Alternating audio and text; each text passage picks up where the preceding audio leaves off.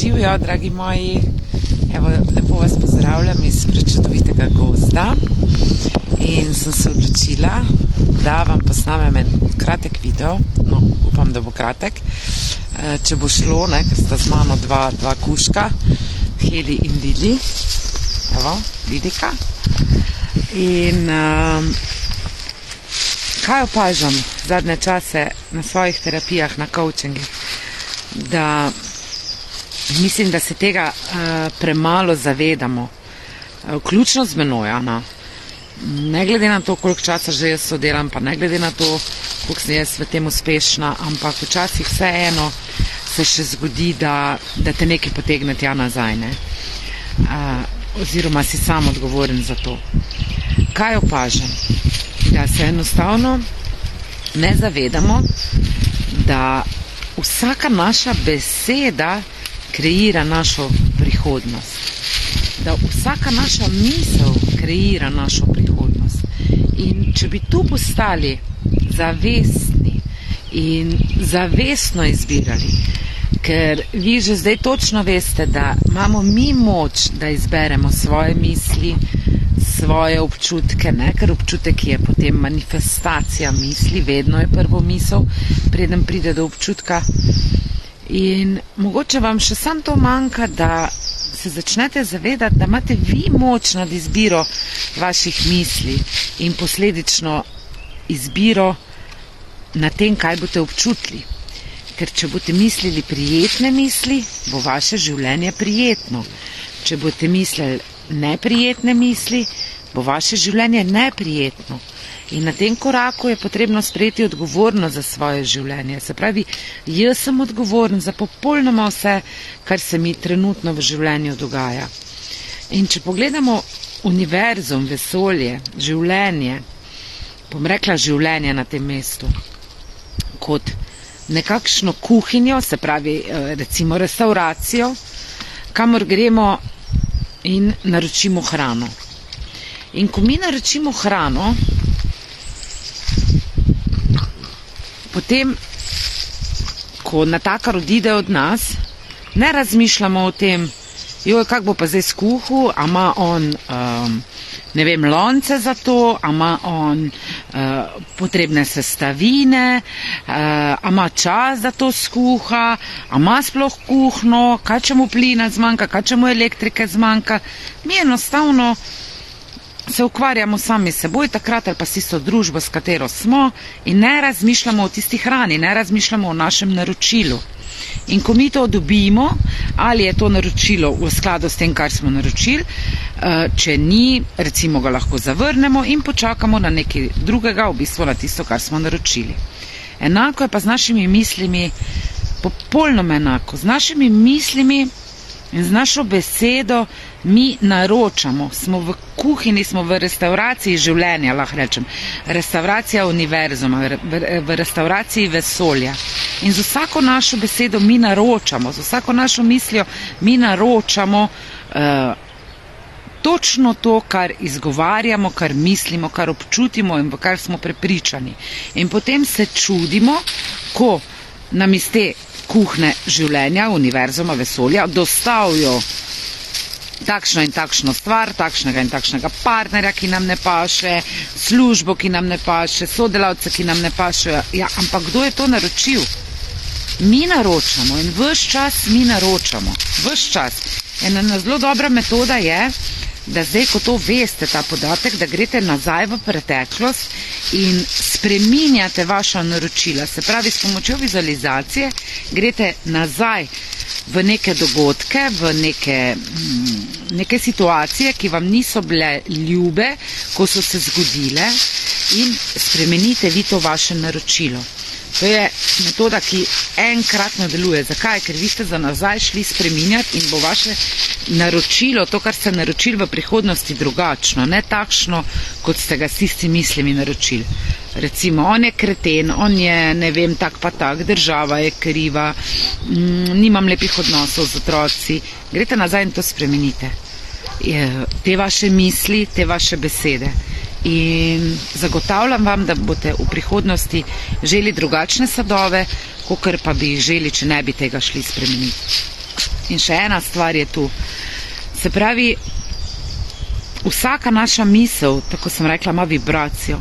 In dajte se zavedati, da tudi vsaka naša beseda ima vibracijo. To je en tak zapis, ne vem, kako bi vam to povedala.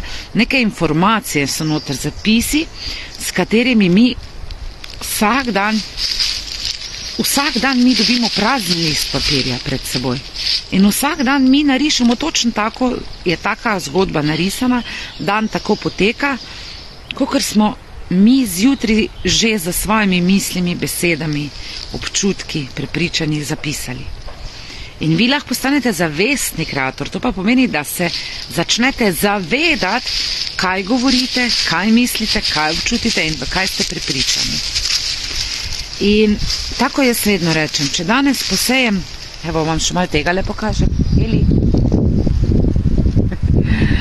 Če danes posejem seme endivje, solate recimo, ja, na tem mestu ne bo zrasla pšenica, se strinjate? Če danes posadim jablano, na njej ne bojo zrastle češnje. In tu je čista logika, če danes posejem seme radosti, joja, užitka, veselja, lepe besede, prijetnih misli, razumevanja, ljubezni, ja, kaj se vam ne zdi, da je logična posledica tega, da bom to žela v prihodnosti, oziroma že danes. In zato res bote tu pazljivi, kaj sejete. Posejte to, kar želite, naučite se, vsako stvar se da naučiti. In še nekaj, bote potrpežljivi do sebe. Vse to, kar vam jaz govorim, se vadi. Vsak dan se vadi. To je veščina, ki se jo vadi. Ne pričakujte, da ko greste v fitness, pa hočete 15 kg zgubiti, da jih bo, pa ne vem, kakve mišice imeti, da bo že jutri to narejeno, da se bo že kje poznalo. Ne, po letu pa pol se bo pa poznalo. In če danes vi čist nekaj mečkenega naredite v spremembi vaših besed, misli, občutkov in prepričanj, vam zagotavljam, da vas čaka fantastično življenje. Če izpostavim recimo bolezen, smo bolni, dobimo neko diagnozo, v redu, vse ok, diagnoza je resnična, to pa to imam. Ampak če jaz vsak dan uporabljam besede, kličem 50 svojih prijateljic in jim povem, veš, kaj se meni zgodilo, jaz imam pa to, tako diagnozo sem dobila. Kaj mislite, da sejete? Še več te bolezni, se to je logična posledica. To je popolnoma logično, kaj vam govorim. In na eni točki je potrebno nehati o tem govoriti. In je treba vsaj približno začeti govoriti to, kar si želimo. Jaz vem, da če danes dobite diagnozo, da imate raka, da ne morete danes ta trenutek verjeti, zdrava sem, čeprav je mogoče.